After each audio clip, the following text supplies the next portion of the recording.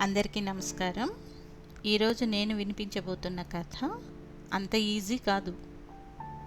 రచయిత దుర్గాప్రసాద్ గారు. మళ్ళీ పెళ్లి చూపులా? ఈ నెలలో ఇది మూడోది నాన్న. ఇన్ని సంబంధాలు ఎవరికి చూడలేదని కన్సల్టెన్సీ వాళ్ళు కూడా ఇన్సల్ట్ చేస్తున్నారు. మళ్ళీ పెళ్లి చూపులు అనగానే అదిరిపడుతూ చెప్పాడు ఆదిత్య.